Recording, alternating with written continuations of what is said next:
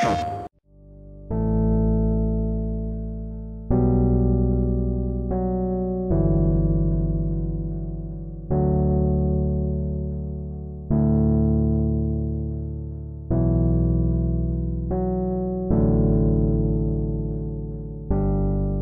am super duper excited that we're at Comic-Con because to me it's just like popular culture.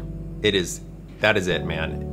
The fact that we're invited to participate is a big deal because it means we're part of popular culture, and if we have made the grade to be a part of it, then that's awesome. That means that we're succeeding at making people happy with the game, and that's totally our goal.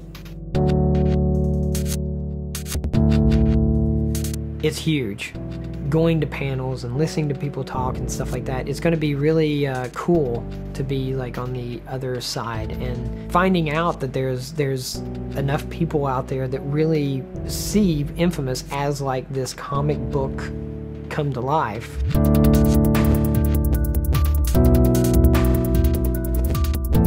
I think when we were doing the original inFamous, we knew we were doing superhero, but I don't think we wanted to do it in kind of super traditional superhero way. Like, the first thing we'd have to tell people is, no, he doesn't wear tights or anything like that. It's like, what if it's a regular person who would get superpowers? It fit more into some of the kind of postmodern stuff, the feel of a modern city in crisis, kind of the dystopian books that had been out in the last 10 years, some really, really great stuff. The most direct influences on inFamous don't come from the comics I read growing up. It's from all the media that was influenced by those comics. It was kind of second generation stuff. So Batman movies, especially the recent Batman movies, have been a big influence for us because they have that sort of spirit of comics in them, but it's filtered through a modern, up-to-date gestalt. The city feels realistic. The characters are flawed. I don't think we wanted to just say, well, here's this comic, let's just go make it, and just change the character. I don't think that would have been a huge failure for us. So this is an honorable treatment of a comic hero. But with a hero that was really designed to make sense and be really fun in the context of a game where you did have choices, important choices, which we always felt were part of becoming a superhero. inFamous was the first game we'd really made where we were making a game for ourselves in some sense. We have so many comic fans here. It was fun to make a game where you were really trying to do a game that people like you would enjoy. For me, it was escapism. I grew up in a real small town. It's really tough to get this sense of bigness. Before I got into comics, I was into, Bionic Man and Evel Knievel. There's something out there that you could turn it on and you kind of like have that level of escape. And like with comic books, it was definitely that. All the artists from the studio, we actually make a comic called Atomic Lead.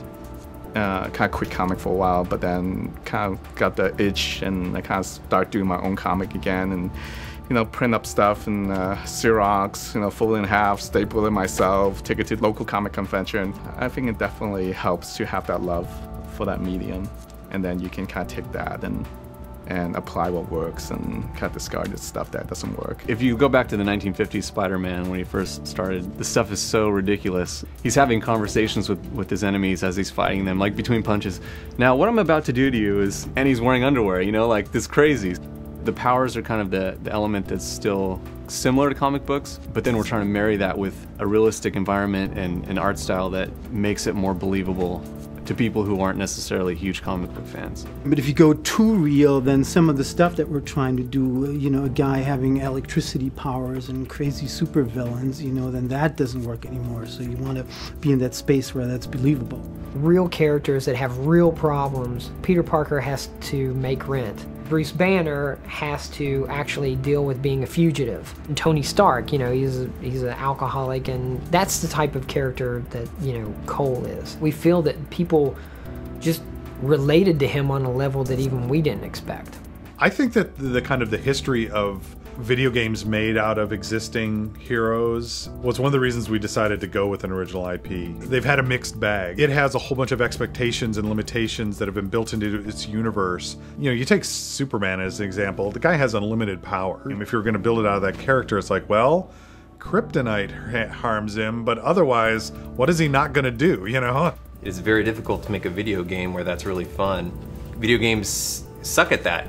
They only succeed if they bind you into space, play space.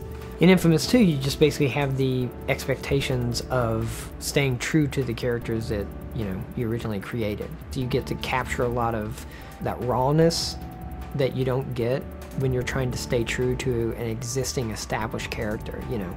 But here we get to just, you know, create what we want, which is awesome.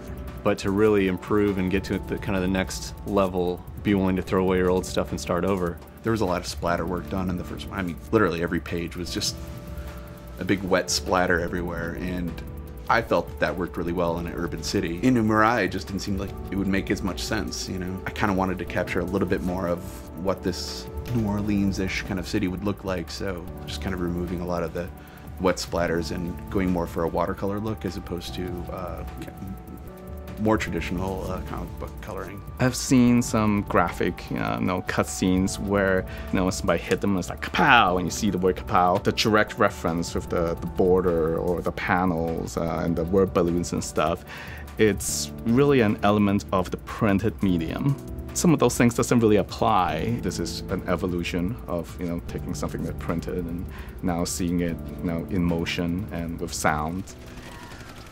Like all art form, is always evolving, which is really exciting. Super, super exciting to be, at that edge. And what we're doing is not a comic book, nor is it a straight, full-on, animated piece. It's actually somewhere in between, and we're trying to carve that little niche.